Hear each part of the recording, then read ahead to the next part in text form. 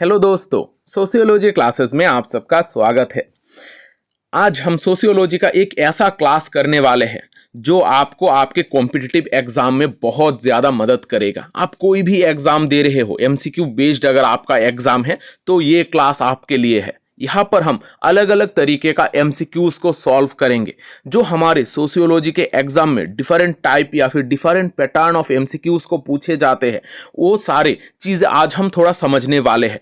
Exam में सिर्फ इतना जरूरी नहीं होता है कि आपको आंसर आए, आंसर के साथ साथ आप किस तरीके से कम वक्त में उसको सॉल्व कर पाओगे, टाइम को किस तरीके से मैनेज करोगे, वो सारे चीजें भी जरूरी होती है। तो ये जो क्लास है यहाँ पर हम टाइम को किस तरीके से मैनेज करेंगे, कम वक्त में किस तरीके से अलग अलग टाइप्स ऑफ एमसीक्यूज को सॉल्व कर सकते हैं, ये सारे चीजें आज हम डिस्कस करेंगे। तो क्लास थोड़ा लंबा चलने वाला है क्योंकि यहाँ पर हम हर टाइप ऑफ एमसीक्यूज का कम से कम 7 से 8 क्वेश्चन यहाँ पर सॉल्व करने की कोशिश करेंगे, तभी जाकर हमारा जो प्रिपरेशन है वो थोड़ा आगे बढ़ेगा। तो यहाँ पर क्लास को थोड़ा सीरियसली इसको देखिएगा क्योंकि मैंने बहुत मेहनत करके सारे चीज़ों को अरेंज करके आप लोगों के लिए ये क्लास को प्रिपेयर किया है। यहाँ पर मैं जो भी एमसीक्यूज का सल्यूशन करा रहा हूँ ये बहुत सारे अलग अलग तरीके का एग्जाम्स में ये सारे क्वेश्चंस को पूछे गए हैं। तो यहाँ पर हम डिफरेंट पैटर्न्स ऑफ एमसीक्यूज देखेंगे जिसमें हम असर्शन रीजनिंग में सबसे ज्यादा प्रॉब्लम होती है उसको सॉल्व करेंगे। फिर देखेंगे arrange in sequence, multiple correct options का जो भी क्वेश्चंस आता है, फिर स्टेटमेंट टाइप्स क्वेश्चन, फिर मैच लिस्ट तरीके का हमारा क्वेश्चन मिलता है जहां पर दो अलग अलग लिस्ट हमें प्रोवाइड की जाती है। तो ये सारी चीजों को हम कम वक्त में किस तरीके से सॉल्व कर सकते हैं और बहुत सारे एग्जाम्पल के द्वारा हम यहाँ पर समझने वाले हैं। यहाँ पर हम क्लास में बहुत सारे क्वेश्चंस का डिटेल में भी आंसर देखेंगे, एक्सप्लेनेशन भी समझने की कोशिश करेंगे ताकि इस तरीके का अगर कोई क्वेश्चन हमें नेक्स्ट एग्जाम में भी पूछा जाए तो हम उसको सॉल्व कर पाए। तो ये क्लास बहुत ज्यादा हेल्पफुल होने वाली है। मैंने बहुत मेहनत करके आप लोगों के लिए ये क्लास को रेडी किया है। तो इस सेशन को थोड़ा आप लोग लाइक कर दीजिएगा और कमेंट भी जरूर कर दीजिएगा कि मेरे क्लासेस आप लोगों को किस तरीके से लग रहे हैं। यहाँ पर आप लोगों के लिए भी बहुत ज्यादा जरूरी है कि खुद को मोटिवेटेड रखना, कनेक्टेड फील करना। तो आज का सेशन सबसे ज्यादा इंपॉर्टेंट होने वाला है जो भी एमसीक्यू बेस्ड एग्जाम आप दे रहे हो। तो चलिए आज का ये जो सेशन है इसकी शुरुआत करते हैं।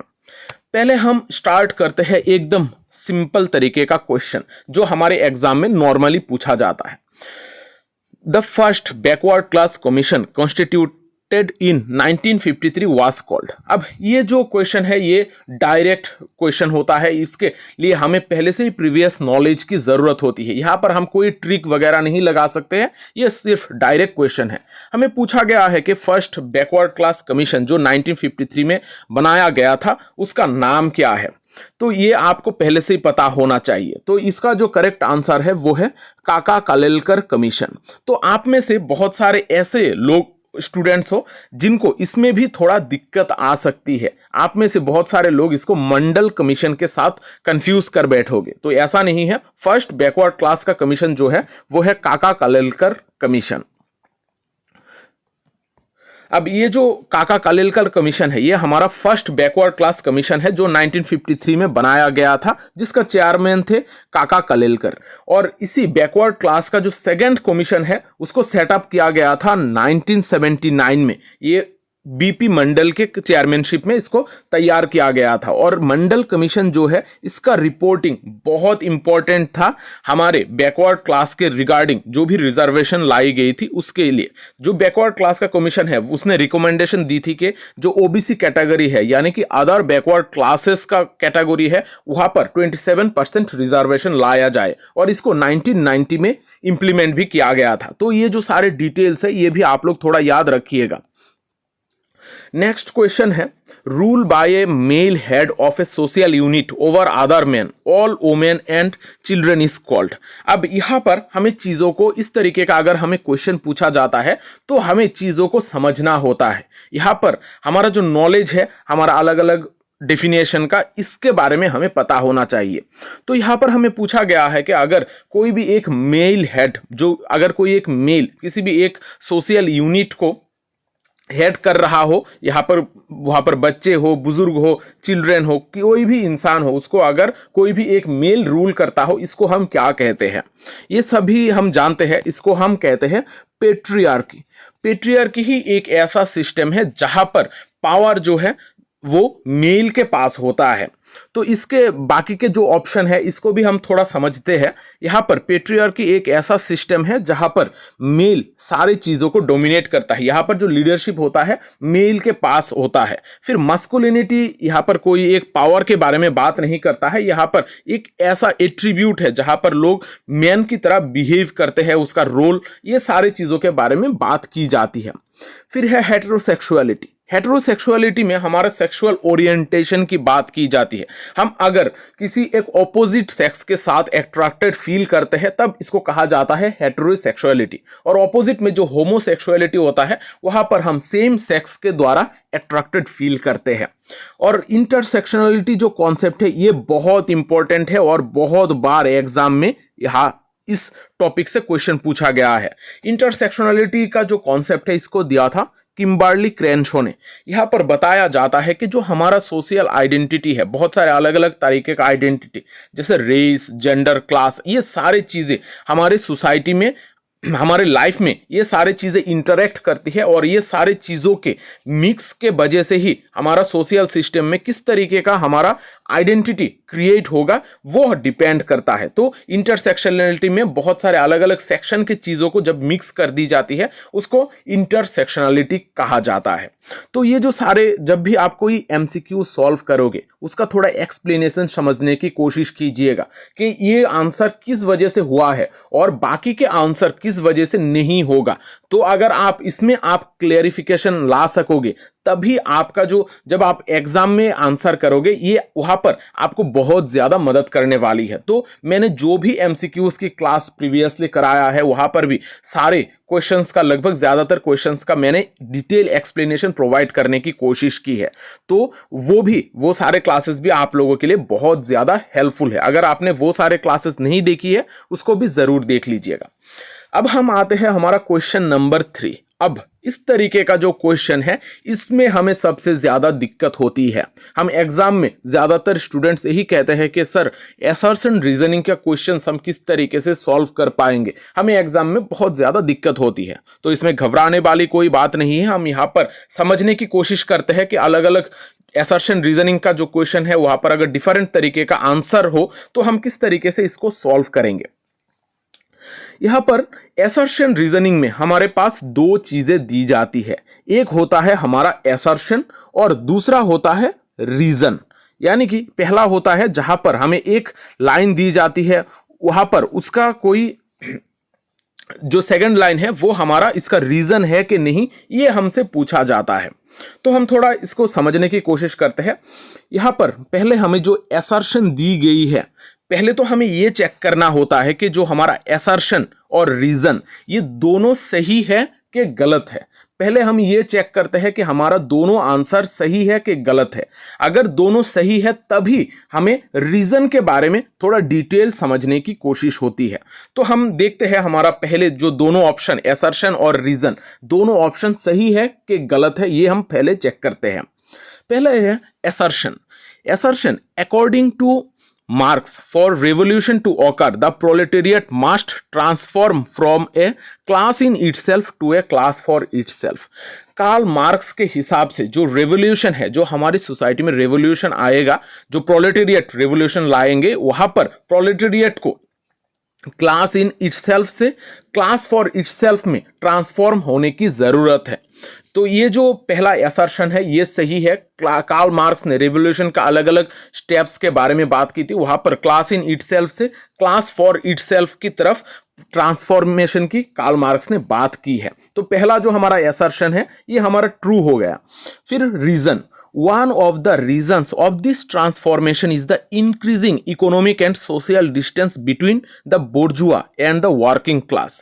अब यहाँ पर रीजन में बताया गया है कि one of the reason of this transformation, यानी कि ये जो ट्रांसफॉर्मेशन हो रहा है, जो रिवॉल्यूशन में जो ट्रांसफॉर्मेशन हो रहा है, तो वहां पर जो इकोनॉमिक और सोशल डिस्टेंस, जो बोर्जुआ और वर्किंग क्लास, यानी कि जिनके पास ज्यादा पैसा है, जो मालिक है उनके और वर्किंग क्लास के बीच में जो डिस्टेंस है, ये बढ़ने के वजह से, सोशल और इकोनॉमिक डिस्टेंस बढ़ने के वजह से ये ट्रांसफॉर्मेशन हो रहा है। कार्ल मार्क्स ने भी इसी चीज के बारे में बात की है। तो ये जो दोनों स्टेटमेंट है, यानी कि असर्शन और रीजन, ये दोनों ही ट्रू है।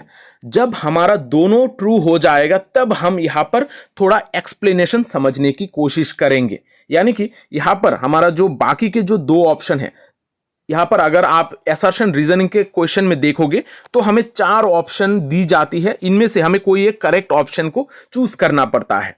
जहां पर आखिरी जो दो ऑप्शन है वहां पर एक करेक्ट और दूसरा इनकरेक्ट होता है। तो ये जो ऑप्शन है ये हमारा ऑलरेडी निकल के बाहर चला गया है, तो हम ये दोनों ऑप्शंस को लेकर सोचेंगे ही नहीं, क्योंकि हमारा दोनों ही यहां पर असर्शन और रीजन दोनों ही सही हमें दिया गया है।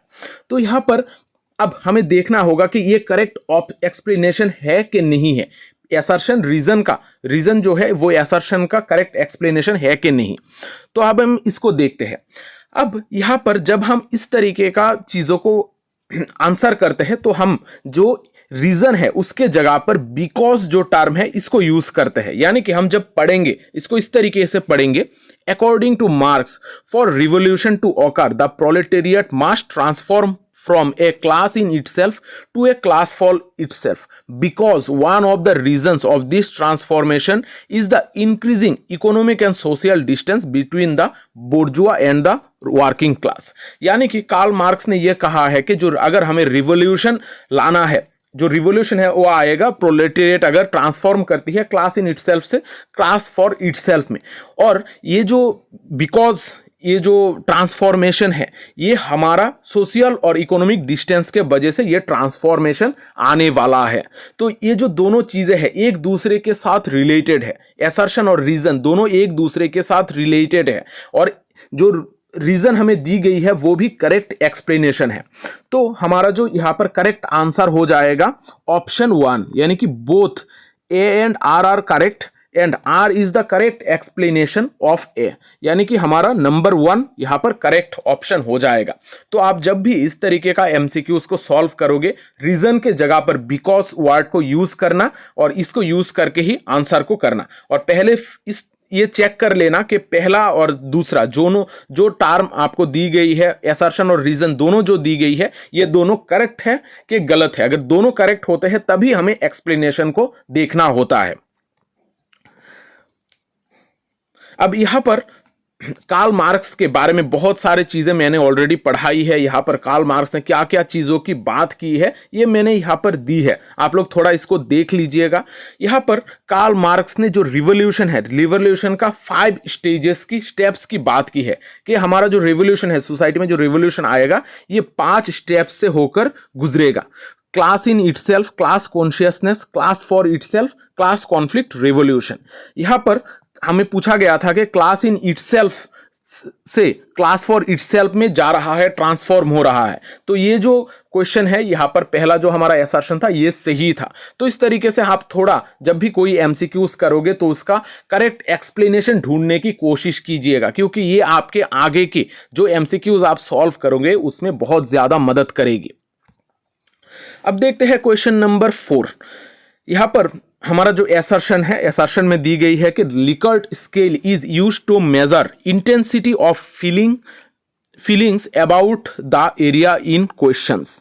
लिकर्ट स्केल हमें मेजर करता है कि हम किस तरीके से फील करते हैं, हमारा फीलिंग्स का इंटेंसिटी। कोई भी एक हमें क्वेश्चन पूछा जाता है इसके रिगार्डिंग हमारा क्या फीलिंग्स है वो हमें पूछा जाता है लिकर्ट स्केल में।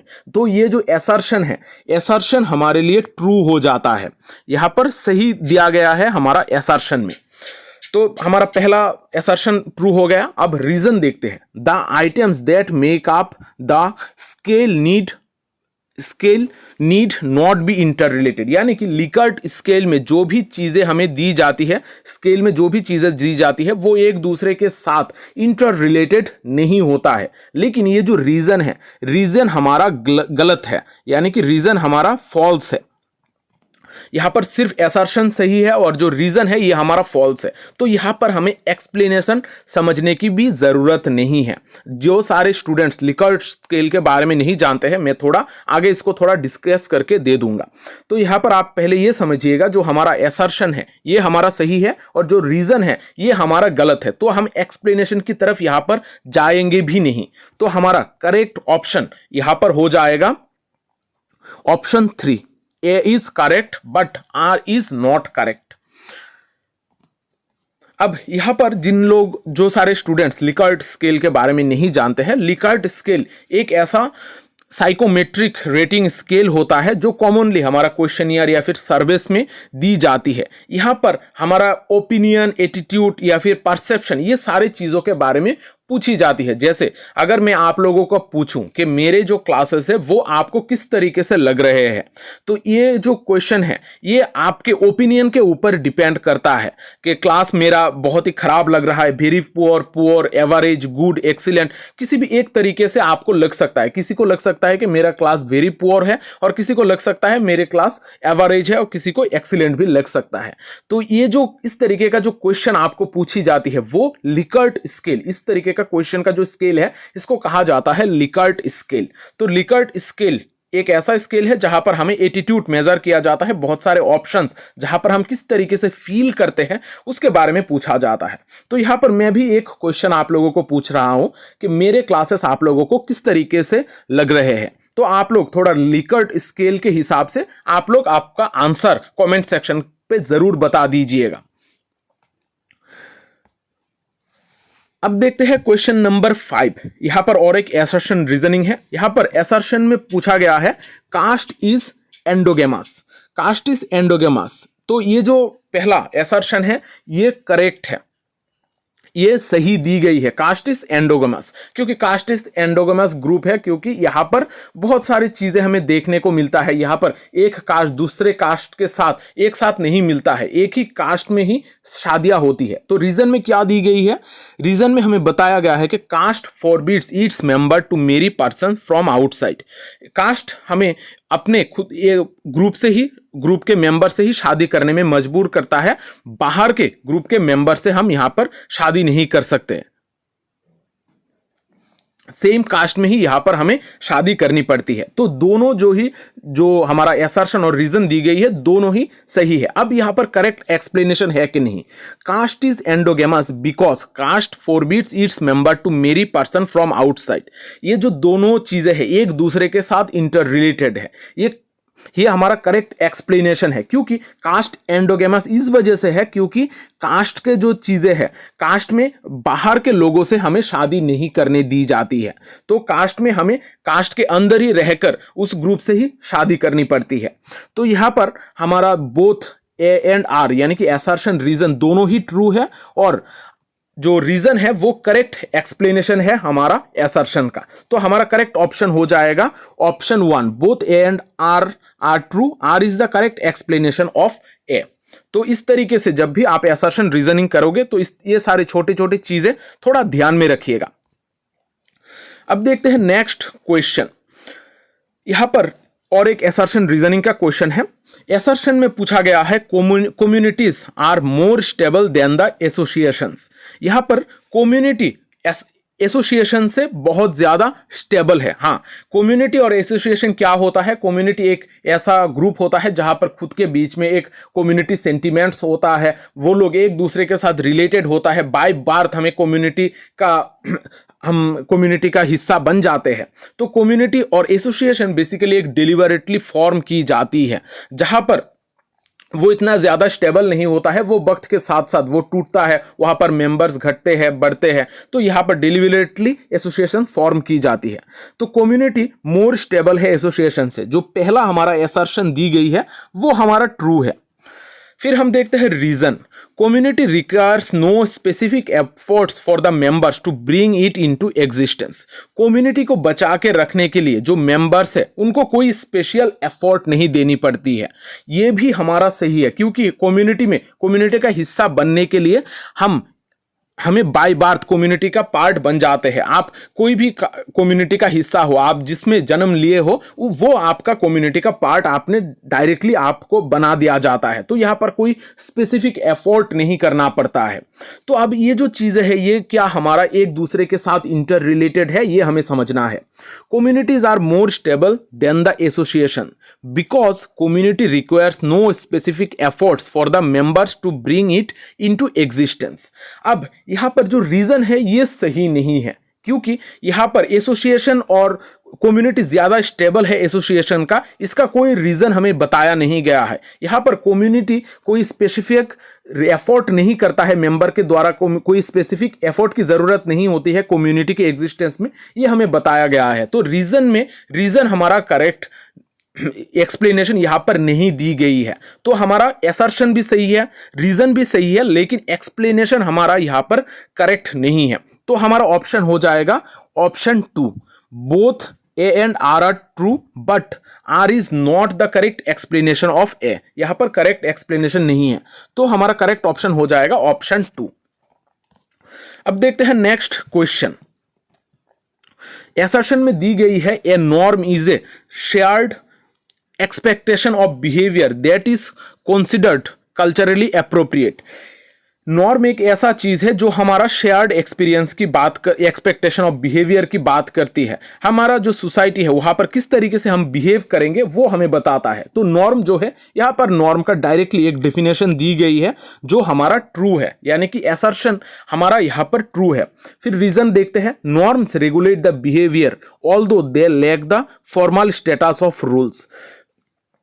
नॉर्म्स हमारा बिहेवियर को रेगुलेट करता है, यहां पर कानून की तरह हमारा सख्त नहीं होता है, यहां पर इसका कोई फॉर्मल स्टेटस नहीं होता है, फिर भी हमारा जो बिहेवियर है इसको रेगुलेट करता है। तो रीजन जो है वो भी हमारा ट्रू है। अब देखते हैं हमारा एक्सप्लेनेशन सही है कि गलत है। A norm is a shared expectation of behavior that is considered culturally appropriate because norms regulate the behavior although they lack the formal status of rules। यहां पर दोनों ही चीजें एक दूसरे के साथ इंटर रिलेटेड है, और ये जो रीजन है ये हमारा करेक्ट दी गई है, करेक्ट एक्सप्लेनेशन है। हमारा नॉर्म हमारा बिहेवियर एक्सपेक्टेशन है कि हम किस तरीके से बिहेव करेंगे, क्योंकि यहां पर इसका कोई फॉर्मल स्टेटस ना होने के बावजूद भी ये हमारा बिहेवियर को रेगुलेट करता है। यानी कि नॉर्म हमारा बिहेवियर को हमें किस तरीके से बिहेव करना है ये हमें बताता है, क्योंकि यहां पर हमें फॉर्मल स्टेटस के ना होने के बावजूद भी हमारा बिहेवियर को रेगुलेट करता है। तो यहां पर जो एक्सप्लेनेशन है, एक्सप्लेनेशन करेक्ट है। तो हमारा करेक्ट ऑप्शन हो जाएगा both A and R are true. R is the correct explanation of A. अब देखते हैं नेक्स्ट क्वेश्चन। यहां पर हमें दी गई है कि जो असर्शन है, असर्शन में assimilation is a natural and slow process. Assimilation हमारा नेचुरल और स्लो प्रोसेस होता है। हाँ, एसिमिलेशन हम सोसाइटी में जब एक दूसरे के साथ घुल मिलते हैं, किसी भी एक सोसाइटी में, किसी एक कल्चर में जब हम एसिमिलेट करते हैं तो ये एक बहुत स्लो प्रोसेस होता है, जहां पर ग्रेजुअली धीरे धीरे हम चीजों को सीखते हैं। तो हमारा असर्शन जो है वो हमारा ट्रू हो जाएगा। अब रीजन को देखते हैं। Rigidity and conservatism are the prerequisite of assimilation. अब एसिमिलेशन में रिजिडिटी और कंजर्वेटिविज्म का कोई बात नहीं होती है। यहां पर जो सोसाइटी है, सोसाइटी को फ्लेक्सिबल होने की जरूरत है, रिजिड नहीं। तो रिजिडिटी हमारा एसिमिलेशन का कोई पार्ट नहीं बनता है। यहां पर कंजर्वेटिव अगर लोग होंगे तो एक कल्चर के लोग दूसरे कल्चर में एसिमिलेट नहीं कर पाएंगे। तो ये जो हमारा रीजन है ये हमारा फॉल्स हो जाएगा। तो हमारा पहला असर्शन सही है, लेकिन जो रीजन है ये हमारा फॉल्स है। तो हमारे यहां पर करेक्ट ऑप्शन जो है, करेक्ट ऑप्शन हो जाएगा option 3, A is true but R is false. अब देखते हैं क्वेश्चन 9। यहां पर हमारा असर्शन में दी गई है non material cultures consist of the ideas, customs and beliefs of people। यहां पर जो नॉन मेटेरियल कल्चर होता है वो बेसिकली हमारा आइडियाज, कस्टम्स एंड बिलीफ्स होते हैं, ये हमारा ट्रू है, यानी कि असर्शन हमारा सही है। अब देखते हैं reason. Change in technology will not bring any change in culture. अब यहां पर बताया गया है कि अगर टेक्नोलॉजी में कोई चेंज आता है तो हमारा कल्चर में उसका प्रभाव नहीं पड़ेगा, यानी कि उसका इफेक्ट हमें देखने को नहीं मिलेगा। ऐसा नहीं है, जब भी कोई टेक्नोलॉजी चेंज होता है, टेक्नोलॉजी के साथ साथ हमारा कल्चर भी बदलता है। तो यहां पर जो रीजन दी गई है, रीजन हमारा फॉल्स हो जाएगा, यानी कि रीजन हमारा गलत हो जाएगा। तो हमारा असर्शन सही है और लेकिन जो रीजन है वो हमारा गलत दी गई है। तो हमारा ऑप्शन 3 हो जाएगा, A is true and R is false.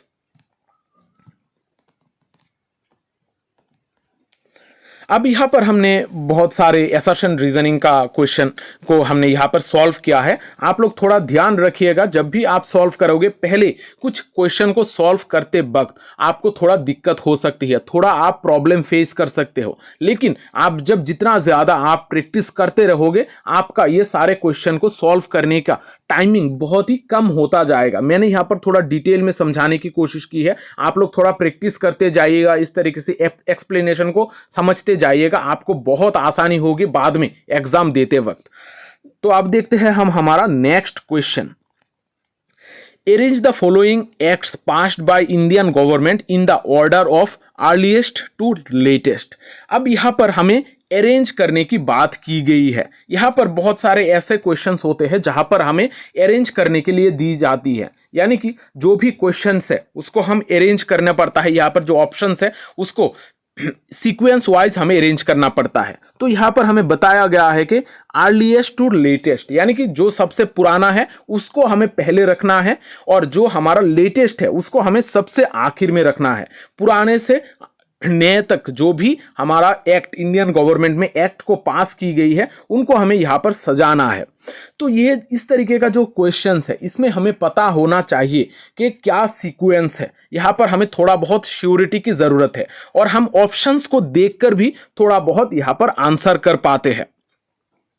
आप अगर ऑप्शन की तरफ थोड़ा ध्यान दो तो आप देखोगे कि जो ऑप्शन है, ऑप्शन में बी और ए और बी जो ऑप्शंस है ये हमें पहले दो में ही दिए गए हैं। तो यहां पर हम अगर ए और बी ये दोनों को ही सिर्फ अरेंज कर पाए, ये दोनों के बारे में ही अगर हम कह सके, तो हमारा जो करेक्ट ऑप्शन है वो हमारा निकल कर आ जाएगा। तो हम थोड़ा यहां पर चीजों को देखने की कोशिश करते हैं। यहां पर 5 एक्ट्स की बात की गई है। तो यहां पर हम अगर देखेंगे, यहां पर बहुत सारे एक्ट, डाउरी प्रोहिबिशन एक्ट है, इमोरल ट्रैफिक एक्ट है, protection of women from domestic violence act है, द इक्वल रिनोवेशन एक्ट है और indecent representation of women act. ये सारी चीजें हम देखते हैं। यहां पर जो सबसे नए तरीके का जो एक्ट है वो होता है हमारा protection of women from domestic violence act. ये हमें लगभग नए तरीके का एक एक्ट है। इनका जो टाइमलाइन है, कौन से ईयर में कौन सा एक्ट को पास की गई है, ये हम पहले थोड़ा देर बाद इसको देखेंगे। पहले इसको ये जो ऑप्शन है इसको सॉल्व करने की हम कोशिश करते हैं। इनमें से जो सबसे पुराना एक्ट है वो है इमोरल ट्रैफिक प्रिवेंशन एक्ट, यानी कि बी जो ऑप्शन है, बी ऑप्शन हमारे लिए करेक्ट है। और जो सबसे आखिर का जो एक्ट है वो हो जाएगा हमारा protection of women from domestic violence act. तो हमारा करेक्ट ऑप्शन में अगर हम देखेंगे तो हम देखेंगे कि नंबर 1 BADEC, ये जो सीक्वेंस है ये हमारे लिए सही होगा, क्योंकि हमारा जो सबसे पुराना है इमोरल ट्रैफिक प्रिवेंशन एक्ट, ये हमारा पहले दी गई है। और जो सबसे नए तरीके का जो एक्ट है वो है protection of women from domestic violence act, option C, ये हमें दी गई है। बी और सी, बी पहले और सी आखिर में, सिर्फ एक ही ऑप्शन हमारे लिए है। तो बाकी के चीजों को भी हम अरेंज कर लेते हैं। तो जो सेकंड ऑप्शन है वो हमारा डाउरी प्रोहिबिशन एक्ट हो जाएगा। फिर है हमारा the equal remuneration act, indecent representation of women prohibition act और आखिर में हो जाएगा C, protection of women from domestic violence act.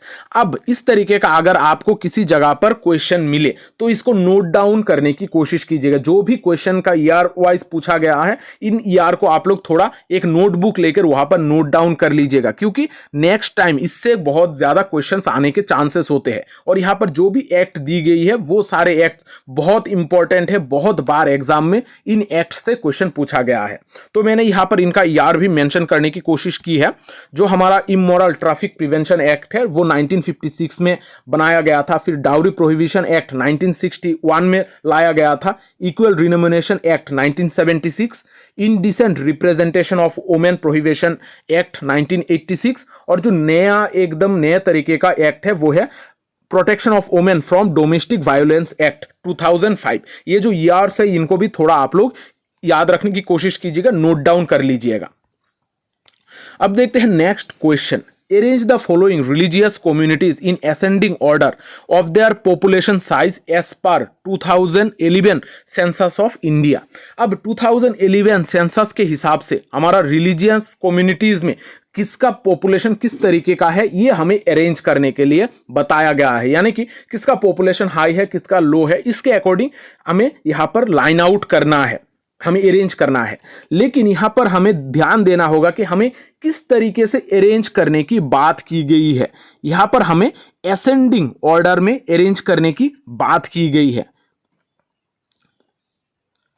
यानी कि यहां पर हम असेंडिंग यानी कि जो छोटा होता है, यानी कि जिसका संख्या पॉपुलेशन सबसे कम है उसको हमें पहला रखना है, और जो सबसे ज्यादा पॉपुलेशन है जिसका उसको हमें आखिर में रखना है। तो ये जो टर्म्स है इसको हमें ध्यान रखना होगा arrange the following type of questions में, कि हमें पूछा क्या गया है, कौन सी चीज को हमें पहले रखना है, कौन सा चीज को आखिर में रखना है। असेंडिंग, डिसेंडिंग, ये जो सारे वर्ड्स है इनसे आप लोगों को फेमिलियर होना होगा और इसी के अकॉर्डिंग आपको इन्हें अरेंज करना होगा। अब यहां पर हम थोड़ा अरेंज करने की कोशिश करते हैं। हमें यहां पर सबसे कम संख्या किसका है और सबसे ज्यादा संख्या किसका है, इस तरीके से अरेंज करना है। पहले लो पॉपुलेशन, फिर जो आखिर में होगा वो हमारा हाई पॉपुलेशन होगा। तो हमारा 2011 के सेंसस के हिसाब से जो हिंदूज है, हिंदूज का संख्या सबसे ज्यादा है। ये सभी हम जानते हैं कि इंडिया में हिंदूज का संख्या सबसे ज्यादा है। तो आखिर में हमारा ऑप्शन डी आ जाएगा। तो हर ऑप्शन में ही आखिर में डी रखा गया है। फिर हिंदूज के बाद इंडिया में जो संख्या है वो होता है मुस्लिम का संख्या, यानी कि हम अगर पीछे से अरेंज करने की कोशिश करें तो हमारा हिंदूज आएंगे, हिंदूज के बाद हमारा मुस्लिम है, मुस्लिम के बाद हमारा हो जाएगा क्रिश्चियन, क्रिश्चियन के बाद हमारा आता है यहां पर सिख, सिख के बाद बुद्धिस्ट। तो इस तरीके का जो अरेंजमेंट है ये हम देखते हैं कौन से ऑप्शन में दी गई है, यानी कि सबसे कम संख्या जो है वो इंडिया में है बुद्धिस्ट का। तो यहां पर आप अगर ऑप्शन में देखोगे तो एकदम आखिर में जो 4th नंबर ऑप्शन है यहां पर हमारा सी पहले दी गई है, यानी कि बुद्धिस्ट का संख्या सबसे कम दी गई है। ऑप्शन 4 एक ही ऑप्शन है। तो ये अगर हम अरेंज कर लेंगे, हम अगर सबसे कम संख्या किसमें है ये अगर निकाल सकेंगे तभी हमारा आंसर यहां पर ही कंप्लीट हो जाएगा। बाकी सारे सीक्वेंस को हमें देखने की जरूरत नहीं है। तो हमारा बुद्धिस्ट का यहां पर संख्या सबसे कम है, फिर हमारा आता है सिख, फिर है हमारा क्रिश्चियन, फिर मुस्लिम, फिर हिंदू। तो यहां पर असेंडिंग ऑर्डर में इस तरीके से हम अरेंज कर सकते हैं। तो हमारा करेक्ट ऑप्शन है ऑप्शन 4। तो यहां पर मैंने थोड़ा और डिटेल ऐड करने की कोशिश की है। इंडिया का जो रिलीजियस प्रोफाइल है यहां पर दी गई है। यहां पर जो पोर्शन ऑफ पॉपुलेशन है वो आप लोग यहां पर देख सकते हो। इन 2011 सेंसस के हिसाब से हिंदूज है 79.8%, मुस्लिम 14.2%, क्रिश्चियन 2.3%, सिख 1.7%, बुद्धिस्ट 0.7%, फिर जैन है 0.4%। उसके बाद जो हमारा अदर लैंग्वेज है वो सारे लैंग्वेज रिलीजन है वो मिला के होते हैं 0.7%, और रिलीजन नहीं है इस तरीके का लोग है 0.2%। तो यहाँ पर किस तरीके से डिकेडल चेंज है ये सारी चीजें भी इंफॉर्मेशन दी गई है। ये जो इंफॉर्मेशन है बहुत इंपॉर्टेंट है। यहाँ पर ऐसा भी क्वेश्चन पूछा जा सकता है कि कौन सा रिलीजन, कितने प्रतिशत लोग उस रिलीजन से बिलोंग करते हैं। तो ये भी थोड़ा देखने की कोशिश कर लीजिएगा। अब देखते हैं next question, question number 12। Which of the following sequence of research step is correct? अब यहाँ पर हमें रिसर्च स्टेप दी गई है, यहाँ पर रिसर्च स्टेप में कौन सा सीक्वेंस हमारा करेक्ट है, यानी कि पहले कौन सा आता है, इस तरीके से स्टेप बाय स्टेप हमारा कौन सा हम देखते हैं। यहाँ पर हमारा 5 ऑप्शन दी गई है। जब भी हम कोई रिसर्च करते हैं पहले हमें प्रॉब्लम को स्टेटमेंट करना पड़ता है, यानी कि कौन सा प्रॉब्लम है इसको हमें राइट डाउन करना पड़ता है। तो हमारा पहला जो ऑप्शन है वो होता है प्रॉब्लम स्टेटमेंट। फर्स्ट ऑप्शन है हमारा प्रॉब्लम स्टेटमेंट। यहां पर अगर आप नीचे में ऑप्शन देखोगे तो 3 ऑप्शन ऐसा है जहां पर पहले प्रॉब्लम स्टेटमेंट की बात की गई है। फिर हम देखते हैं प्रॉब्लम अगर हम स्टेट कर लेते हैं बाद में हमें करना पड़ता है लिटरेचर रिव्यू। लिटरेचर रिव्यू के बाद हम करते हैं डाटा कलेक्शन। डाटा कलेक्शन के बाद होता है हमारा डाटा एनालिसिस और उसके बाद होता है हमारा रिपोर्ट राइटिंग। तो यहां पर अगर हम ऑप्शन की तरफ देखें तो ऑप्शन में जो थर्ड ऑप्शन है उसमें ये सारे चीजें सीक्वेंशियली दिया गया है। पहले है हमारा बी प्रॉब्लम स्टेटमेंट, फिर ई लिटरेचर रिव्यू, फिर आता है D data collection, data collection के बाद ए डाटा एनालिसिस और आखिर में सी रिपोर्ट राइटिंग। तो हमारा जो ऑप्शन 3 है ये सही हो जाएगा। और ये जो क्वेश्चन है ये बहुत इंपॉर्टेंट है, इसको थोड़ा मार्क कर लीजिएगा क्योंकि ये जो रिसर्च स्टेप्स है, रिसर्च स्टेप्स से हर एग्जाम में, लगभग हर एग्जाम में हर साल ये क्वेश्चन रिपीट होता है। यहां पर कौन सा रिसर्च स्टेप है, कौन सा स्टेप में ये आता है, तो इस तरीके का क्वेश्चन हमें पूछा जाता है। किसके बाद कौन सा स्टेप आएगा ये भी पूछा जाता है। तो इसको लाइटली मत लीजिएगा, इसको थोड़ा अच्छी तरीके से समझने की कोशिश कीजिएगा। फिर नेक्स्ट क्वेश्चन है arrange the items given below on the basis of chronological increase in the size of population. अब यहां पर साइज ऑफ पॉपुलेशन के हिसाब से हम चीजों को अरेंज करना होगा। क्रोनोलॉजिकली इंक्रीज यानी कि जो सबसे कम संख्या है वो पहला होगा और जो सबसे ज्यादा पॉपुलेशन है वो सबसे बाद में होगा। यहां पर अगर आप लोग ऑप्शन में देखोगे तो सबसे कम जो संख्या है वो होता है हमारा नाइबरहुड, यानी कि हमारा जो आस पड़ोस है उसको नाइबरहुड कहा जाता है, वो हमारा सबसे पहला ऑप्शन बन जाएगा। ऑप्शन बी हमारा सबसे फर्स्ट है। ऑप्शन बी के बाद नाइबरहुड के बाद हमारा कम संख्या देखने को मिलता है विलेजेस में पॉपुलेशन। फिर विलेज के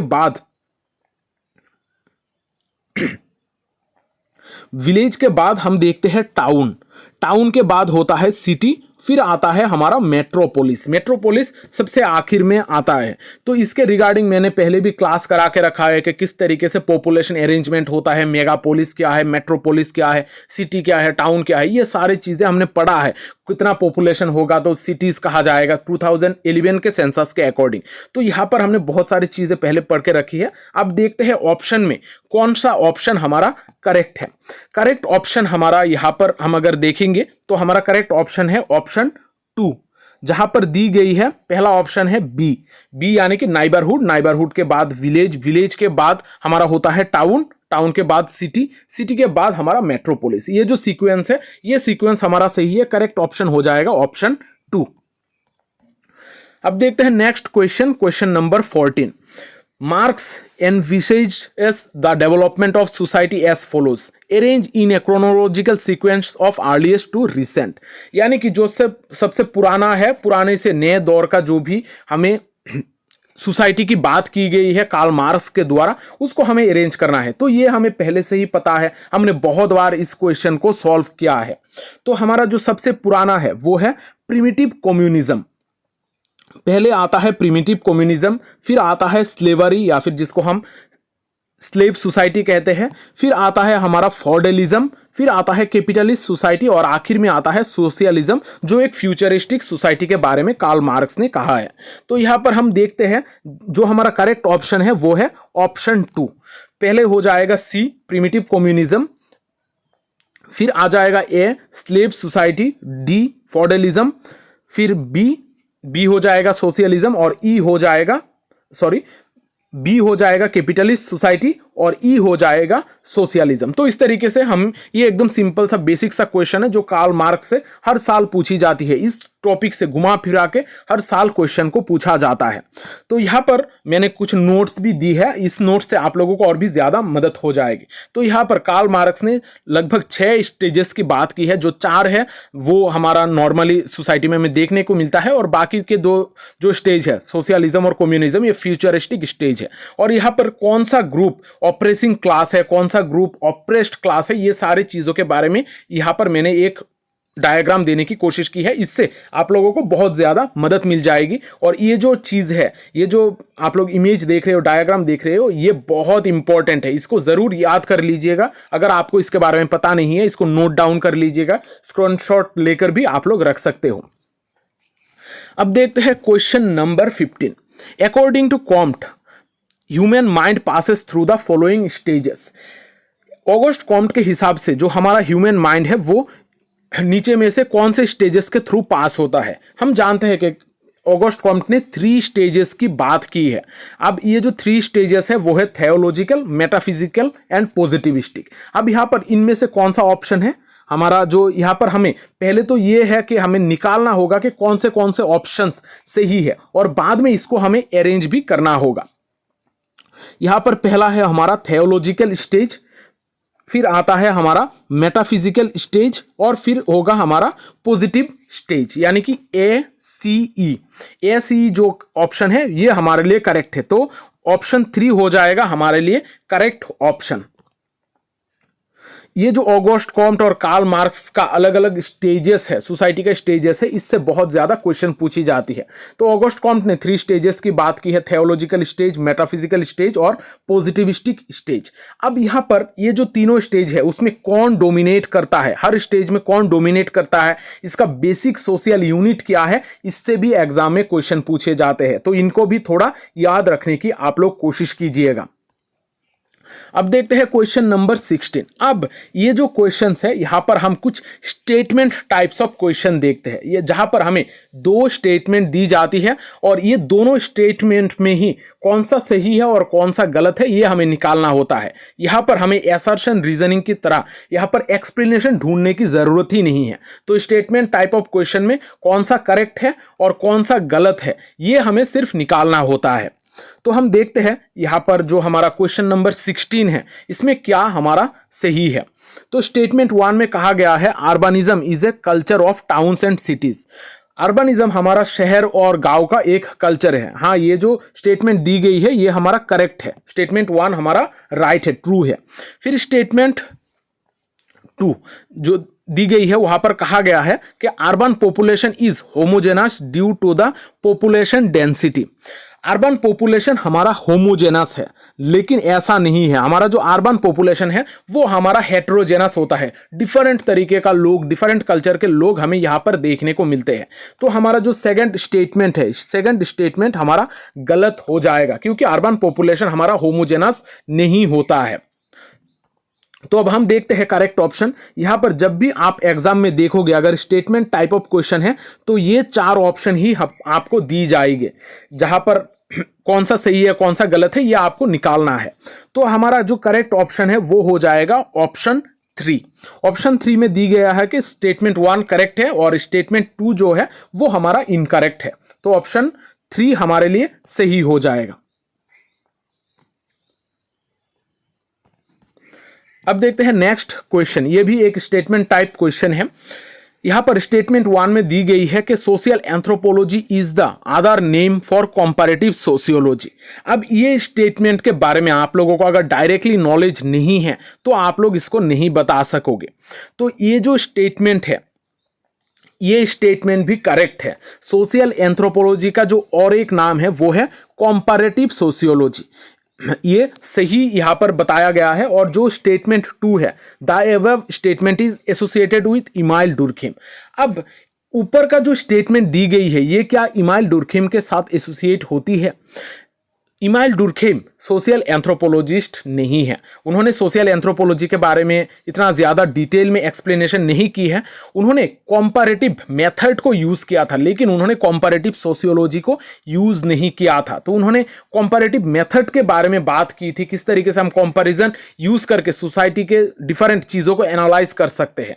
तो ये जो स्टेटमेंट है, जो स्टेटमेंट 2 है, ये हमारा हो जाएगा गलत, क्योंकि इमाइल डुर्खेम हमारा डायरेक्टली उनको हम कॉम्पैरेटिव सोशियोलॉजी के साथ रिलेट नहीं कर सकते हैं। इमाइल डुर्खेम ने कॉम्पैरेटिव मेथड को यूज किया था, ना कि कॉम्पैरेटिव सोशियोलॉजी को। तो यहां पर हमारा पहला स्टेटमेंट करेक्ट है और दूसरा स्टेटमेंट हमारा गलत है। तो नीचे में से जो हमारा थर्ड ऑप्शन है वो हमारा सही हो जाएगा, यानी कि statement 1 is correct and statement 2 is incorrect.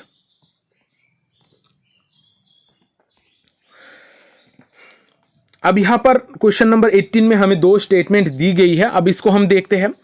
पहला स्टेटमेंट है jajmani system is an expression of the interdependence of different castes. Jajmani system हमारा डिफरेंट कास्ट के इंटरडिपेंडेंस का एक एक्सप्रेशन है। हम जजमानी सिस्टम में डिफरेंट कास्ट के जो लोग हैं एक दूसरे के साथ इंटर रिलेटेड होते हैं, पर लोग चीजें एक दूसरे के साथ एक्सचेंज करते हैं। तो हमारा स्टेटमेंट 1 जो है वो हमारा करेक्ट हो जाएगा। देखते हैं अब सेकंड ऑप्शन।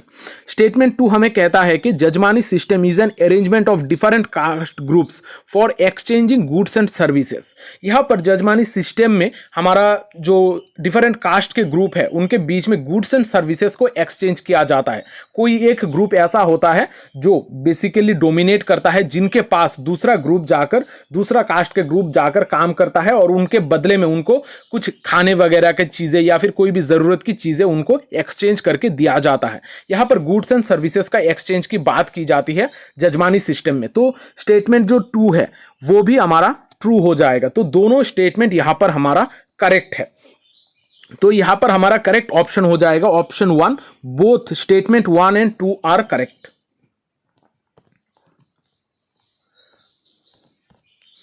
अब देखते हैं क्वेश्चन नंबर 19। यहां पर भी 2 स्टेटमेंट है।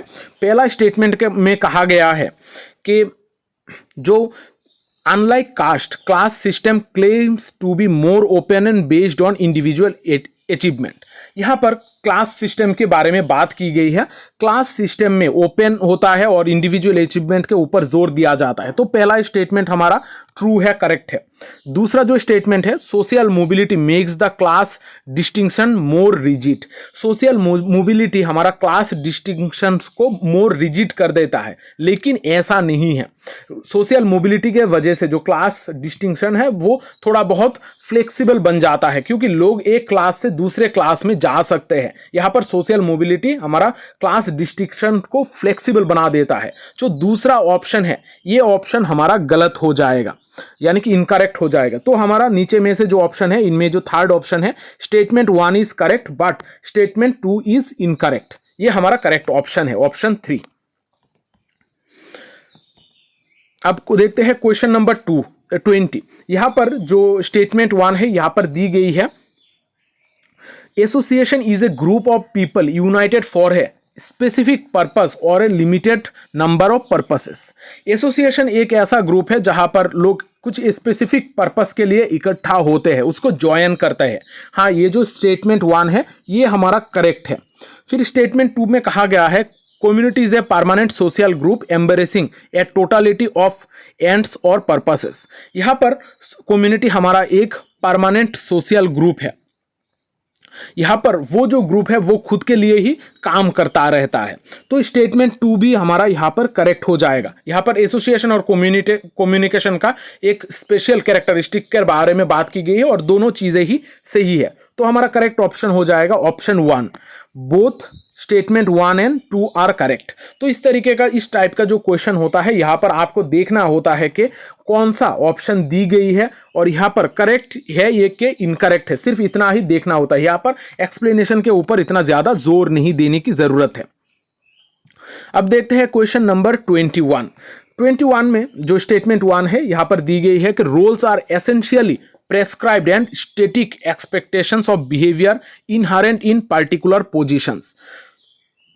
यहां पर roles are essentially prescribed ये कहा गया है हमारा जो रोल होता है, हमें अगर कोई भी स्टेटस दी जाती है उसके रिगार्डिंग हमारा कुछ रोल होता है कि हमें किस तरीके से हमारा बिहेवियर होना चाहिए, हम किसी भी एक पर्टिकुलर सिचुएशन में किस तरीके से एक्ट करेंगे, हमारा सोशल पोजीशन के अकॉर्डिंग हम किस तरीके से बिहेवियर करेंगे, ये सारी चीज़ें रोल में बताई जाती है।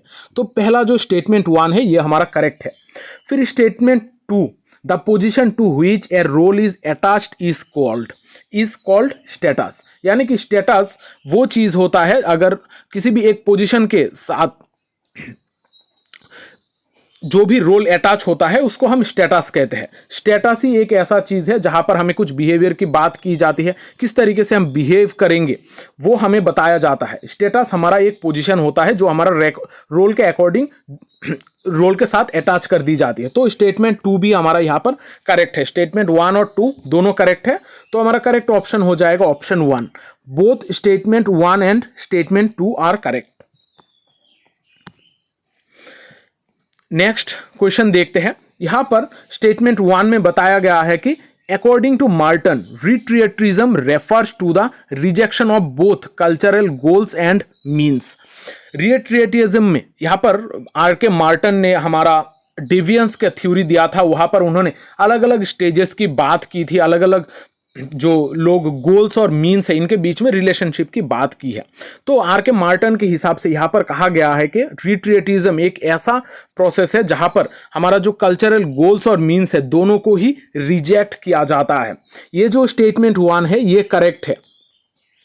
फिर जो दूसरा कहा गया है, innovation is the attempt to achieve a culturally approve goal by unconventional means, यानी कि यहां पर बताया गया है कि इनोवेशन में जो हमारा गोल है इसको तो माना जाता है, लेकिन जो तरीका है वो इनोवेट किया जाता है, यानी कि मीन्स को यहां पर माना नहीं जाता है। तो ये जो चीजें हैं ये दोनों ही स्टेटमेंट करेक्ट है। जिन्होंने आर के मार्टन को अभी भी नहीं पढ़ा है वो लोग पढ़िएगा, यहां पर मैं थोड़ा डिटेल एक्सप्लेनेशन आगे दूंगा, लेकिन ये जो दोनों स्टेटमेंट है दोनों स्टेटमेंट में ही हमें करेक्ट चीजें बताई गई है। तो हमारा करेक्ट ऑप्शन हो जाएगा ऑप्शन 1, जहां पर both statement 1 and 2 are true. अब यहां पर आप लोग देख सकते हो आर के मार्टन का डेवियंस का थ्योरी, उन्होंने 5 मूड्स ऑफ एडाप्टेशन की बात की है। कॉन्फॉर्मिटी, इनोवेशन, रिचुअलिज्म, रिट्रिएटिज्म एंड रेविलियन। यहां पर कौन कल्चरल गोल्स को मानता है, किस तरीके का मीन्स को माना जाता है या फिर गोल्स को माना जाता है, इसके रिगार्डिंग एक चार्ट यहां पर प्रोवाइड की गई है। जहां पर कॉन्फॉर्मिटी में हम देखते हैं कि गोल्स को और मीन्स को दोनों को ही एक्सेप्ट किया जाता है, लेकिन इनोवेशन में जो गोल्स है इसको सिर्फ एक्सेप्ट किया जाता है, लेकिन जो मीन्स है उसको रिजेक्ट किया जाता है। फिर रिचुअलिज्म में मीन्स गोल्स को रिजेक्ट किया जाता है और मीन्स को एक्सेप्ट किया जाता है, और रिट्रिएटिज्म में दोनों को ही रिजेक्ट किया जाता है। और जो रेविलियन होता है वहां पर पहले दोनों चीजों को ही, मीन्स और गोल्स दोनों को ही रिजेक्ट किया जाता है, लेकिन बाद में एक ऐसा तरीका बनाया जाता है, एक ऐसा गोल सेट की जाती है जो मीन्स और गोल्स दोनों को ही बाद में लोग एक्सेप्ट करते हैं। तो यहां पर ये जो चीजें हैं इसको थोड़ा याद रखिएगा, और जो दोनों ही हमारा जो स्टेटमेंट दी गई है दोनों स्टेटमेंट यहां पर करेक्ट था। अब देखते हैं क्वेश्चन नंबर 23। यहां पर दो स्टेटमेंट दी गई है। Statement 1, the word secular exist in the preamble to the constitution of India. Constitution of India में सेकुलर जो वर्ड है ये एग्जिस्ट करता है। हाँ, ये हमारे लिए करेक्ट है। जो ऑप्शन स्टेटमेंट 1 है ये हमारा करेक्ट हो जाता है। फिर दूसरा बताया गया है स्टेटमेंट 2 में, the 73rd amendment act introduce the word secular in the constitution of India. लेकिन ये जो चीजें है ये गलत दी गई है, स्टेटमेंट 2 गलत दी गई है। 73rd अमेंडमेंट, कॉन्स्टिट्यूशनल अमेंडमेंट हमें क्या बताता है? यहां पर हमें पंचायती राज इंस्टीट्यूशन के बारे में बात की जाती है 73rd अमेंडमेंट के द्वारा। तो यहां पर secular word 73rd amendment act में इंट्रोड्यूस नहीं किया गया था, तो ये हमारा ऑप्शन गलत हो जाएगा। तो हमारा स्टेटमेंट 1 करेक्ट है और स्टेटमेंट 2 जो है वो हमारा फॉल्स है। तो हमारा करेक्ट ऑप्शन हो जाएगा ऑप्शन 3।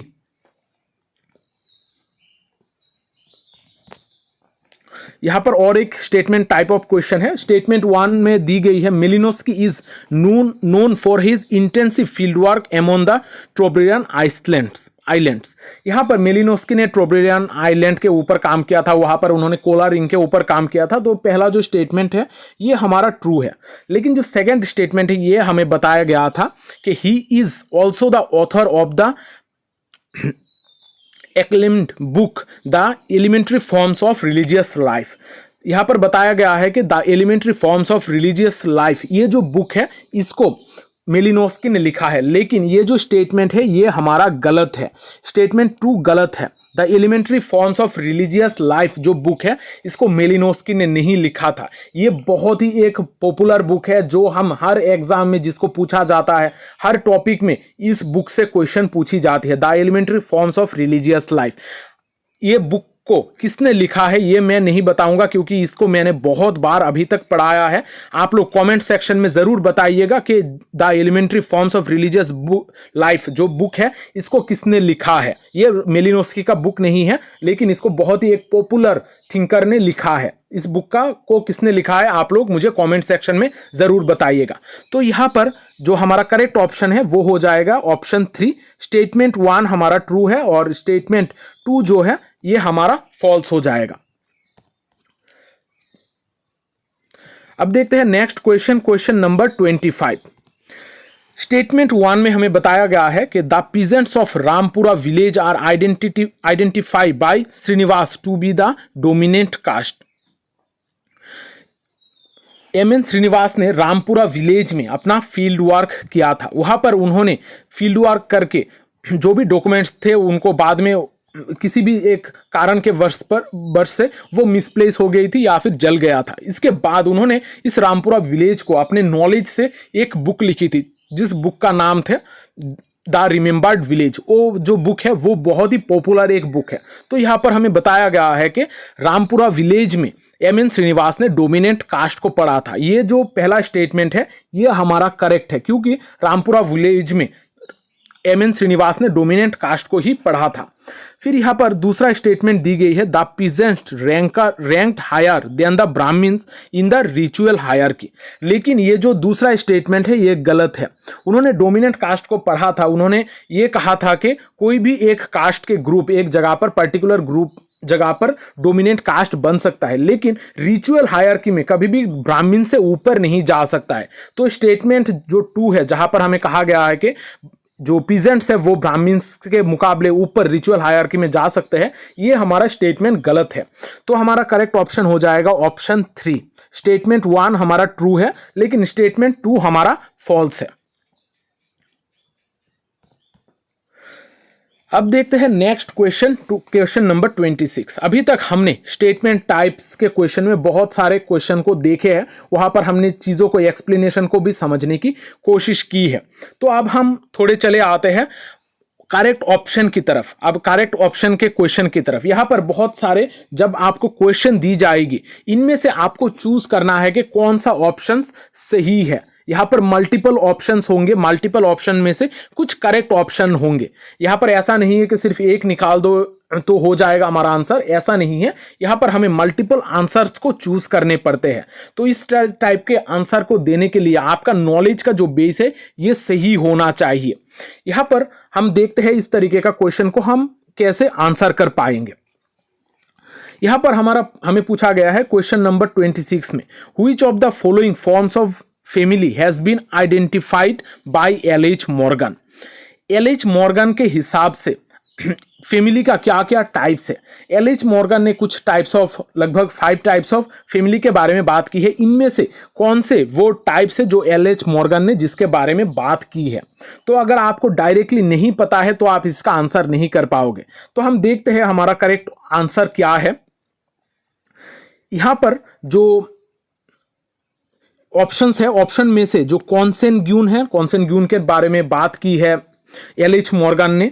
फिर पेट्रियार्कल फैमिली के बारे में बात की है। फिर पुनालुआन के बारे में भी उन्होंने बात की है। उन्होंने मैरिज के अकॉर्डिंग अलग अलग टाइप्स ऑफ फैमिली के बारे में बात की है। तो A-C-E ये जो ऑप्शन है यहाँ पर करेक्ट है। उन्होंने कॉर्पोरेट और मेट्रियार्कल फैमिली के बारे में बात नहीं की है।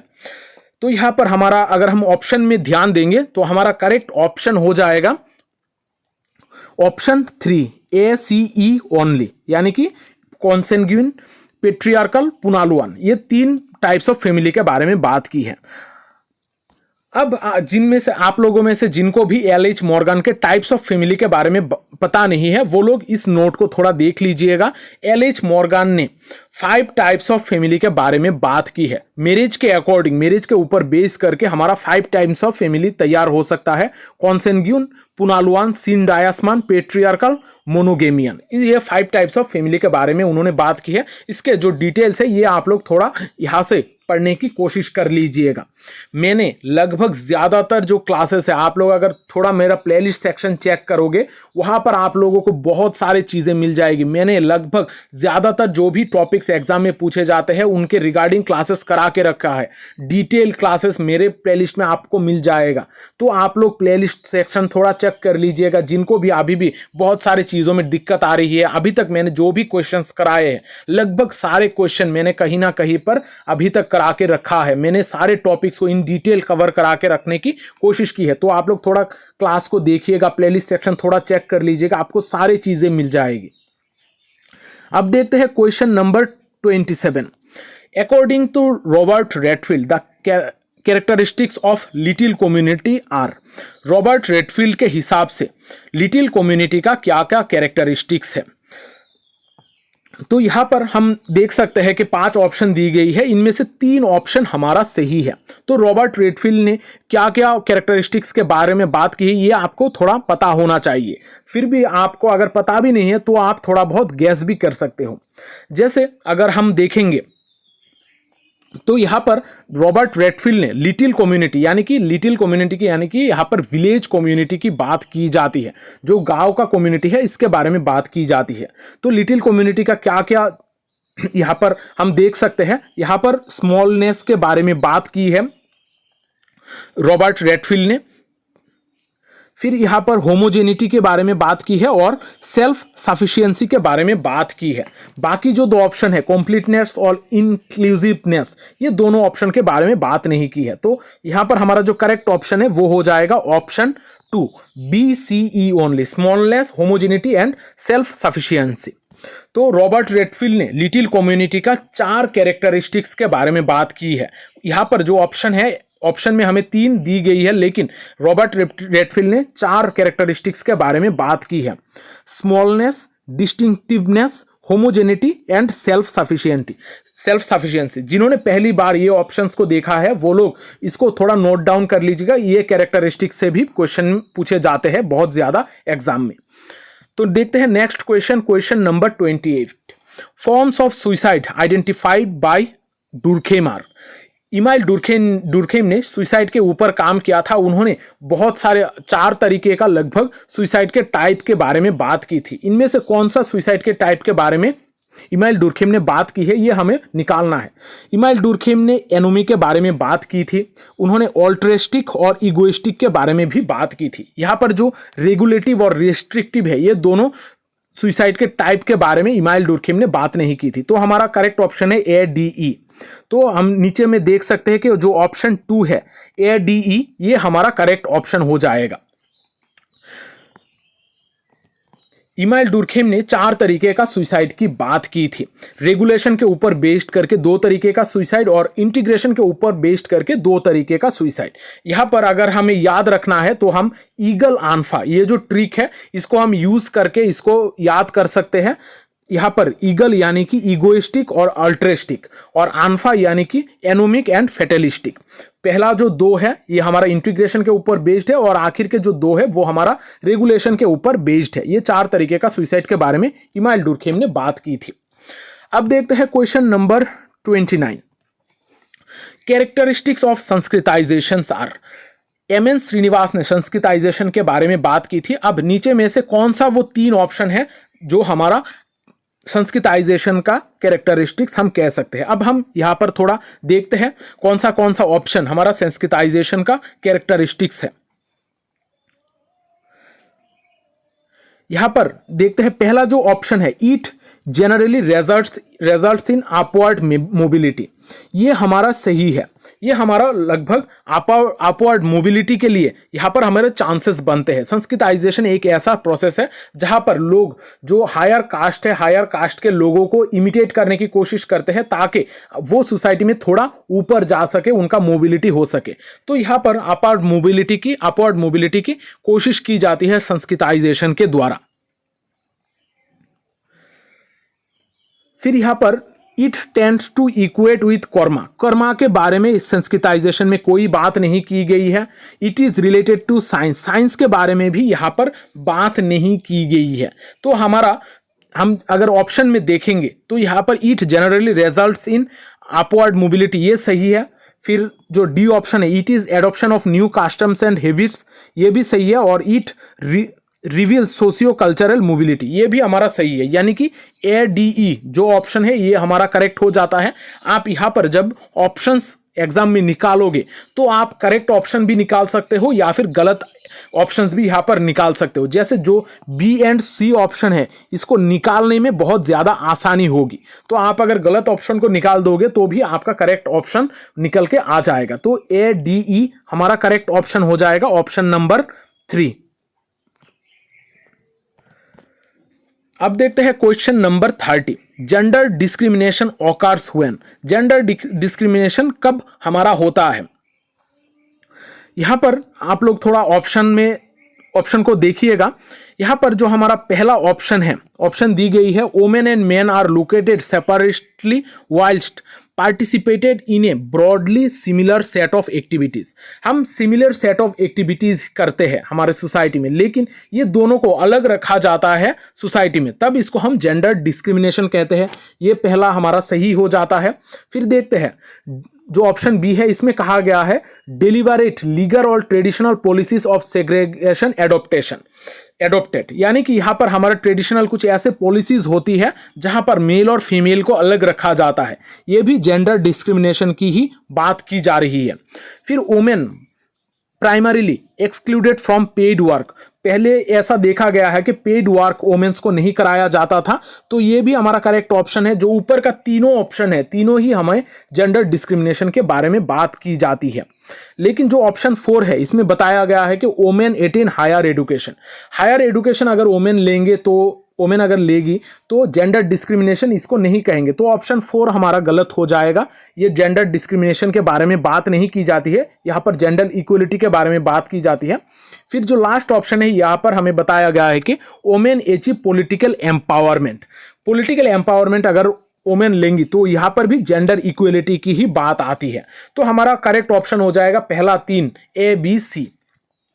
तो ऑप्शन नंबर 4 ABC ओनली हो जाएगा हमारा करेक्ट आंसर। तो इस तरीके का क्वेश्चन में आप लोग कोई भी ऑप्शन को चूज कर सकते हो या फिर निकाल सकते हो, आपके अकॉर्डिंग कौन सा चीज सही है। आप एग्जाम के अकॉर्डिंग, एग्जाम में क्या क्वेश्चन पूछा जा रहा है इसके हिसाब से आप लोग थोड़ा इसको देखने की कोशिश कीजिएगा। अब देखते हैं question number 31। The characteristics of city life are, city life का क्या क्या कैरेक्टरिस्टिक्स हमें देखने को मिलता है।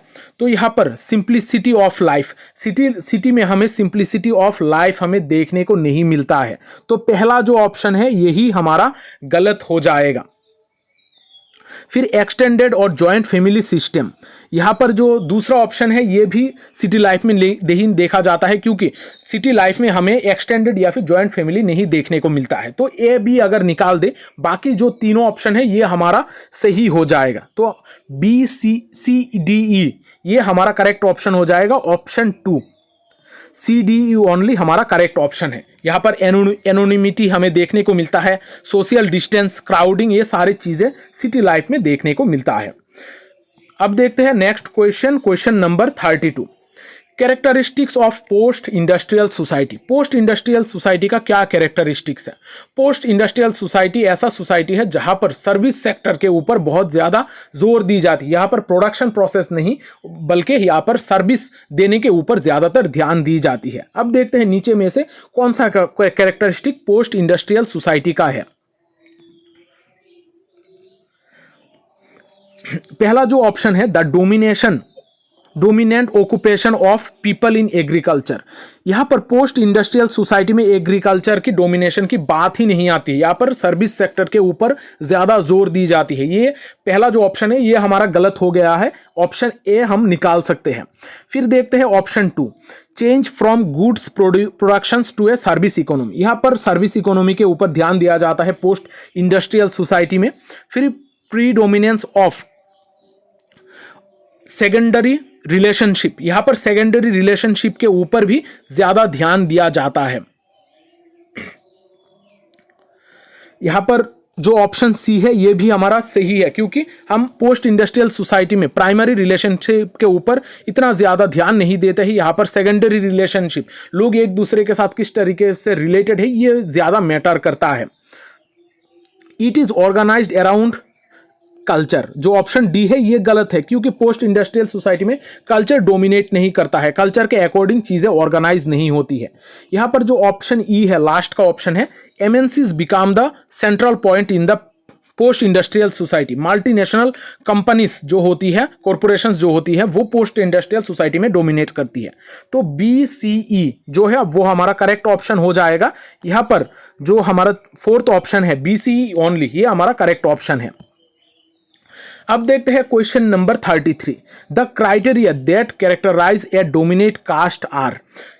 नीचे में से कौन सा हमारा डोमिनेंट कास्ट का कैरेक्टरिस्टिक्स है। हमें थोड़ी देर पहले भी एम एन श्रीनिवास ने डोमिनेंट कास्ट के बारे में बात की है, वहां पर रामपुरा विलेज में वहां पर उन्होंने स्टडी की है, इसके बारे में पढ़ा है। अब नेक्स्ट और एक डोमिनेंट कास्ट का यहाँ पर क्वेश्चन है। यहाँ पर हमें पूछा गया है कि डोमिनेंट कास्ट का कैरेक्टरिस्टिक्स कौन से है। तो यहाँ पर अगर हम देखेंगे तो न्यूमेरिकल स्ट्रेंथ हमारा डोमिनेंट कास्ट का एक ऑप्शन है। यहाँ पर संस्कृताइजेशन के बारे में डोमिनेंट कास्ट के ऊपर इतना ज्यादा जोर नहीं दिया जाता है। यहाँ पर इसका कैरेक्टरिस्टिक संस्कृताइजेशन डोमिनेंट कास्ट का कैरेक्टरिस्टिक नहीं है। यहाँ पर जो भी डोमिनेंट कास्ट होगा वहां पर हमें एक high ritual status in the local area देखने को मिलेगा।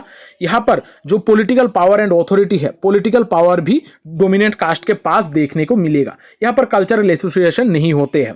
तो यहाँ पर डोमिनेंट कास्ट का जो ऑप्शन है ए सी डी, ये हमारा करेक्ट ऑप्शन हो जाएगा, ऑप्शन 4। तो डोमिनेंट कास्ट का क्या क्या कैरेक्टरिस्टिक्स है ये हम थोड़ा समझने की कोशिश करते हैं।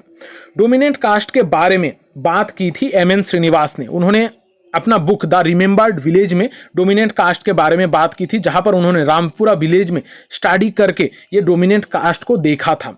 तो डोमिनेंट कास्ट वो सारे लोग होते हैं जो एक पर्टिकुलर एरिया में डोमिनेट करते हैं, और उन्होंने कहा था, एम एन श्रीनिवास ने कहा था कि जो डीजर कास्ट है यानी कि ब्राह्मण क्षत्रिय वैश्य, यही सिर्फ डोमिनेंट कास्ट बन सकते हैं। शूद्रस कभी भी डोमिनेंट कास्ट नहीं बन सकते हैं। उन्होंने 6 डोमिनेंट कास्ट के फीचर या फिर कैरेक्टरिस्टिक्स के बारे में बात की थी। ये 6 है, अगर यहाँ पर साइज या फिर न्यूमेरिकली हाई हुए, यहाँ पर लैंड ओनरशिप की जरूरत है, political power, access to western education, jobs in administration, place in local caste hierarchy, ये अगर 6 फीचर्स हुए तभी हम उस कास्ट को डोमिनेंट कास्ट कह सकते हैं।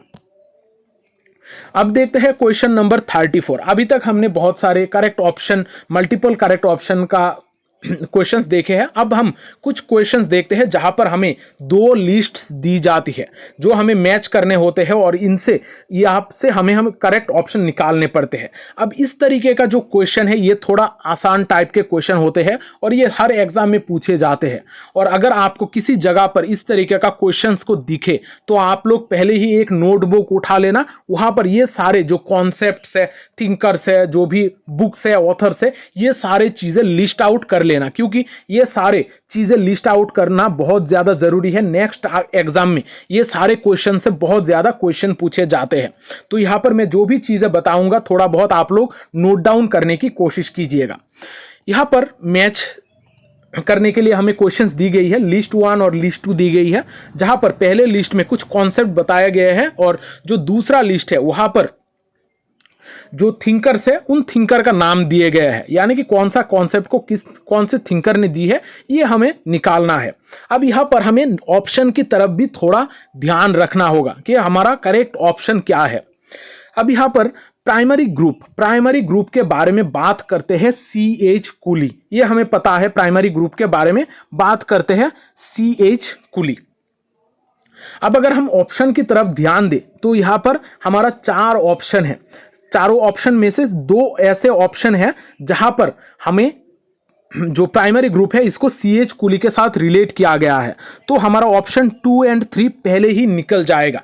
यहां पर हमें जब भी इस तरीके का मैच द लिस्ट का क्वेश्चन आएगा तब हमें एलिमिनेट करने की जरूरत है। हम जितना ज्यादा एलिमिनेट करेंगे, आप जितना ज्यादा इसको लेकर प्रैक्टिस करोगे, आप इतने कम वक्त में इसको आंसर कर पाओगे। नहीं तो आपका एग्जाम के वक्त पर आपको कंफ्यूजन और भी ज्यादा बढ़ती रहेगी, आपका एंजाइटी ज्यादा बढ़ता रहेगा और गलत होने के चांसेस है। तो यहां पर हम ऑप्शंस को एलिमिनेट करने की कोशिश करेंगे।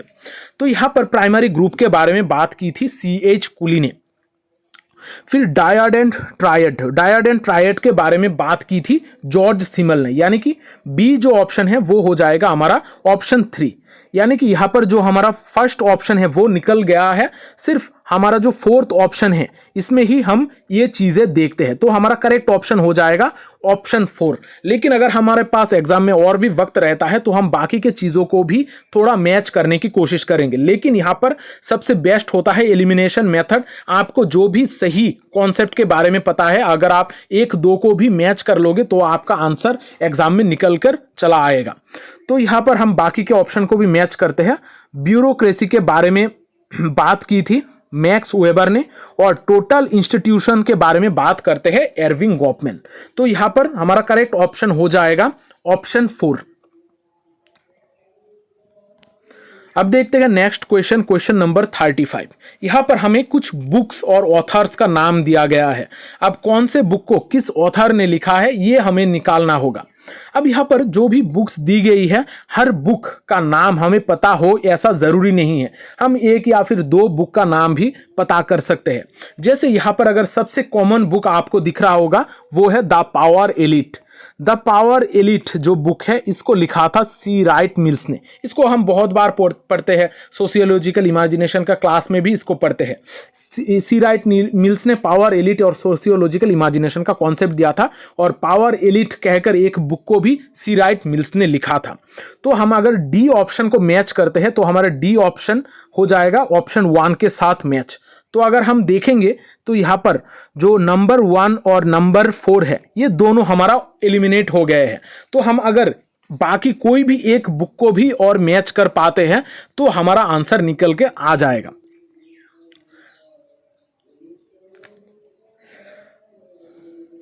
अब यहां पर the process of economic growth, the process of economic growth एक बहुत ही इंपॉर्टेंट बुक है जिसको W रोस्टो ने लिखा था। रोस्टो ने अपने 5 स्टेजेस का मॉडल दिया था, यहां पर किस तरीके से इकोनॉमिक ग्रोथ होती है उन्होंने वहां पर दिखाया था। तो यहां पर जो ऑप्शन ए है यानी कि the process of economic growth वो हो जाएगा ऑप्शन 3 के साथ मैच। तो ऑप्शन ए हो जाएगा ऑप्शन 3 का साथ मैच। तो ये हमारा करेक्ट ऑप्शन हो गया है। तो ऑप्शन 2 जो है वो भी हमारा एलिमिनेट हो गया है। तो हमारा करेक्ट ऑप्शन है ऑप्शन 3। अब बाकी के चीजों को भी, बाकी के बुक को भी ऑथर के साथ हम थोड़ा मैच करने की कोशिश करते हैं। तो यहां पर बी जो है the origins of our time वो हो जाएगा कार्ल पोलानी का book. The origins of our time ये बुक को लिखा था कार्ल पोलानी ने, और द मैनेजरियल रिवॉल्यूशन इस बुक को लिखा था जेम्स बुरहम ने। तो ये जो सारे बुक्स और ऑथर्स का नाम है इसको जरूर नोट डाउन कर लीजिएगा। मैं बार बार आप लोगों को एक ही बात रिपीट कर रहा हूं कि ये जो बुक्स मतलब मैच द लिस्ट है, यहाँ पर जो भी कॉन्सेप्ट आपको पहली बार देखने को मिले, बुक्स का नाम देखने को मिले, ये सारी चीजें लिस्ट डाउन कर लीजिएगा क्योंकि ये बहुत ज्यादा जरूरत है आप लोगों के लिए। तो ये सारे यहाँ पर हमारा करेक्ट ऑप्शन हो जाएगा ऑप्शन 3। अब देखते हैं नेक्स्ट क्वेश्चन, क्वेश्चन नंबर 36। यहां पर हमें कुछ कॉन्सेप्ट दी गई है और कॉन्सेप्ट के साथ कुछ थिंकर का नाम दी गई है, तो इनको हमें मैच करना है। तो यहां पर जो मॉडर्नाइजेशन का कॉन्सेप्ट है, मॉडर्नाइजेशन का कॉन्सेप्ट के बारे में एम.एन. श्रीनिवास बात करते हैं, लेकिन इस कॉन्सेप्ट को एम.एन. श्रीनिवास ने नहीं दी है। इसके ऊपर इतना ज्यादा इन डिटेल एम.एन. श्रीनिवास बात नहीं करते हैं। एम.एन. श्रीनिवास का जो कॉन्सेप्ट है वो है डोमिनेंट कास्ट। ये हमने अभी भी 2 बार ऑलरेडी 2 क्वेश्चन में इसको हमने सॉल्व किया है। तो हमारा बी ऑप्शन जो है वो हमारा ऑप्शन 1 के साथ मैच हो जाएगा। तो हमारा जो ऑप्शन 1 और ऑप्शन 2 है ये ऑलरेडी निकल गए हैं। तो हम अगर और कोई भी एक कॉन्सेप्ट को मैच कर सकते हैं तभी हमारा आंसर हो जाएगा। यहां पर अगर हम मॉडर्नाइजेशन की कॉन्सेप्ट की बात करें तो मॉडर्नाइजेशन के कॉन्सेप्ट को दिया था योगेंद्र सिंह ने। युगेंद्र सिंह ने मॉडर्नाइजेशन के कॉन्सेप्ट के ऊपर इन डिटेल डिस्कशन किया था। तो मॉडर्नाइजेशन के कॉन्सेप्ट को हम युगेंद्र सिंह के साथ जोड़ते हैं। ऑप्शन ए हमारा ऑप्शन 4 के साथ रिलेटेड हो जाएगा, तो करेक्ट ऑप्शन है ऑप्शन 4। तो ऑप्शन 4 हमारा करेक्ट हो जाएगा। बाकी के कॉन्सेप्ट और थिंकर को भी हम थोड़ा मैच कर लेते हैं। यहां पर पेरोकियलाइजेशन एंड यूनिवर्सलाइजेशन के बारे में बात करते हैं मेकिन मेरियट, और जो वेस्ट टॉक्सिकेशन है, वेस्ट टॉक्सिकेशन के बारे में बात करते हैं दीपंकर गुप्ता। ये सारे कॉन्सेप्ट बहुत ही इंपॉर्टेंट है, ये एग्जाम में हर साल इन कॉन्सेप्ट में से कोई ना कोई कॉन्सेप्ट आपको एग्जाम में पूछा ही जाएगा। तो ऑप्शन 4 हमारा करेक्ट ऑप्शन है। अब देखते हैं नेक्स्ट क्वेश्चन, जहां पर कुछ कॉन्सेप्ट और इसका डेफिनेशन की बात की गई है। तो कौन सा कॉन्सेप्ट कौन सा डेफिनेशन के बारे में बात करता है। यहां पर सेंटिमेंट, नॉर्म, स्टेटस, सैंक्शन के बारे में बात की गई है। जहां पर अगर हम देखें तो सेंटिमेंट, यहां पर व्हाट वी फील, यानी कि सेंटिमेंट में हमारा फीलिंग्स की बात की जाती है। ये ऑप्शन हमारा 2 के साथ हो जाएगा, यानी कि यहां पर हम अगर एक ऑप्शन को भी सही निकाल लेते हैं, सेंटिमेंट हमारा फीलिंग्स के साथ हम जोड़ सकते हैं इसको, तो हमारा करेक्ट ऑप्शन निकल के आ जाएगा ऑप्शन 3। बाकी के ऑप्शन को हमें देखने की भी जरूरत नहीं पड़ती है, लेकिन फिर भी बाकी ऑप्शन को भी थोड़ा मैच करने की कोशिश करते हैं। यहां पर नॉर्म्स जो है, नॉर्म्स हो जाएंगे हमारा standard for determining what is appropriate and inappropriate. हम किस तरीके से बिहेव करेंगे, हमारा एप्रोप्रिएट और इनएप्रोप्रिएट बिहेव के बारे में हमें बताता है नॉर्म।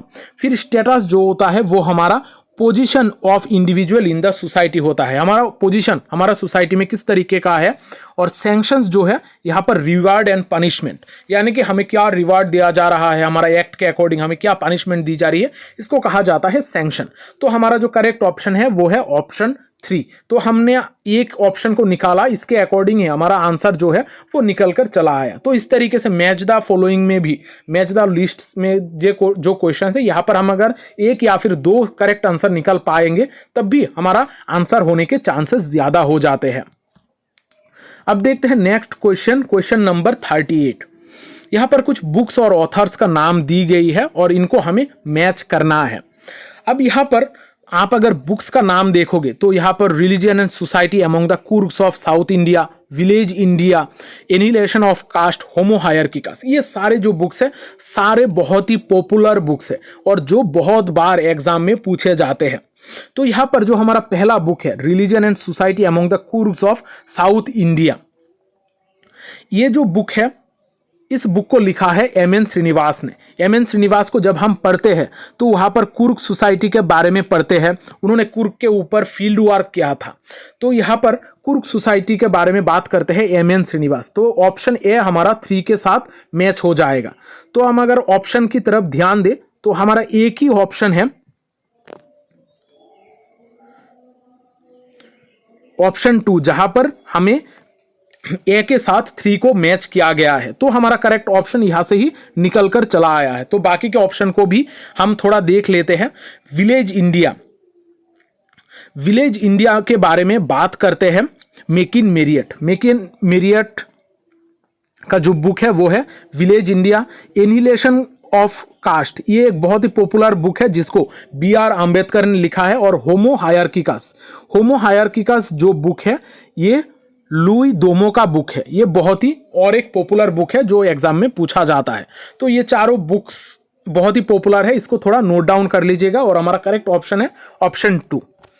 अब देखते हैं नेक्स्ट क्वेश्चन, क्वेश्चन नंबर 39। यहाँ पर कुछ कॉन्स्टिट्यूशनल प्रोविजन की बात की गई है। इंडिया में कुछ आर्टिकल्स, कुछ इंडियन आर्टिकल्स के बारे में बात की गई है और इसके रिगार्डिंग कौन से इश्यूज के ऊपर ये आर्टिकल है ये भी हमें दी गई है। तो ये हमें थोड़ा मैच करना होगा। अब इस तरीके का जो क्वेश्चन है ये हमें पता होना होता है।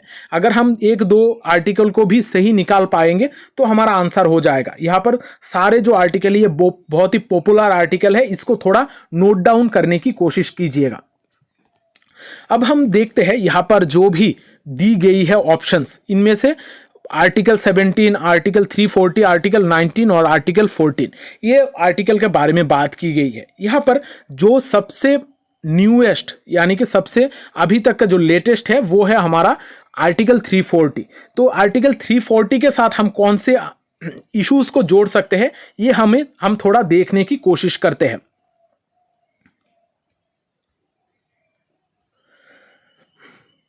यहां पर आर्टिकल 340 जो है वो बैकवर्ड क्लास के बारे में बात करता है। और बैकवर्ड क्लास यहां पर equality, untouchability, freedom of speech, ये सारी चीजें थोड़े पुराने टाइम के इश्यूज है। वहां पर ऑलरेडी कॉन्स्टिट्यूशन जब बनाया गया था ये सारे चीजों को बताया गया था, लेकिन बैकवर्ड क्लासेस का जो इशू है ये बाद में लाया गया था, ये आर्टिकल 340 के द्वारा यहां पर लाया गया था। तो ये ऑप्शन हम एक ऑप्शन यहां से निकाल सकते हैं। तो हमारा जो बी है, बी ऑप्शन 1 के साथ हम मैच कर सकते हैं। तो यहां पर जो ऑप्शन 3 और ऑप्शन 4 है ये ऑलरेडी निकल जाएंगे। तो हमें पहले जो 2 ऑप्शन है इससे अगर हम और कोई एक आर्टिकल को भी मैच कर पाते हैं तो हमारा करेक्ट ऑप्शन निकल के आ जाएगा। तो आर्टिकल 17 हमें अनटचेबिलिटी के बारे में बात करता है। आर्टिकल 17 हमें अनटचेबिलिटी के बारे में बताता है। तो यहां पर हम देख सकते हैं जो करेक्ट ऑप्शन है वो हो जाएगा हमारा ऑप्शन 1। तो ये हमारा करेक्ट ऑप्शन है और ऑप्शन 2 भी यहां पर एलिमिनेट हो जाएगा। तो अब बाकी चीजों को भी हम थोड़ा मैच कर लेते हैं। आर्टिकल 19 हमें बताता है फ्रीडम ऑफ स्पीच के बारे में, और आर्टिकल 14 में इक्वलिटी के बारे में बात की जाती है।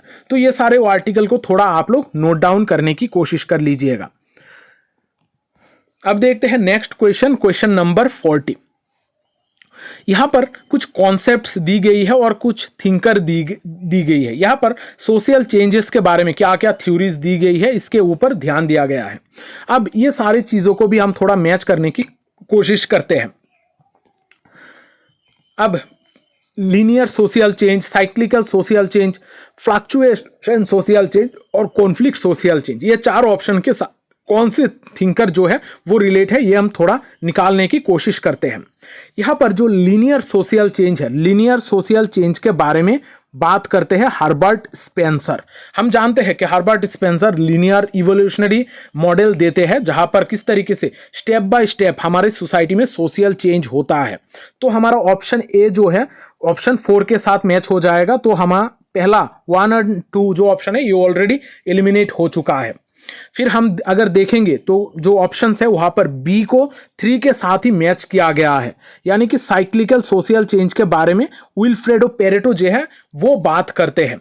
यहां पर विल्फ्रेडो पेरेटो ने साइक्लिकल सोशल चेंज के बारे में बात की है, किस तरीके से हम जो एलीट है, सर्कुलेशन ऑफ एलीट है, ये हमारा सोसाइटी में होता है, ये पेरेटो ने दिखाया था। फिर हम फ्लक्चुएशन सोशल चेंज की अगर बात करें, इसको दिया था सोरोकिन ने, जो उन्होंने पेंडुलर थ्योरी दिया था हमारा सोशल चेंज के रिगार्डिंग, वो हम देखते हैं सोरोकिन ने दिया था। और कॉन्फ्लिक्ट सोशल चेंज जो सबसे इजीएस्ट वन है वो है, इसको दिया था कार्ल मार्क्स ने। कार्ल मार्क्स ने कॉन्फ्लिक्ट सोशल चेंज के बारे में बात की थी। तो हमारा जो ऑप्शन डी है वो हम 1 के साथ मैच कर सकते हैं। अगर हमने इस ऑप्शन को भी मैच कर लिया होता तो हमारा करेक्ट ऑप्शन यहां से ही निकल कर चला आता, यानी कि conflict social change Karl Marx ने दिया है। ये एक ऑप्शन हमें पता है कि कॉन्फ्लिक्ट के बारे में कार्ल मार्क्स ही बात करते हैं, तो हमारा करेक्ट ऑप्शन हो जाएगा ऑप्शन 4।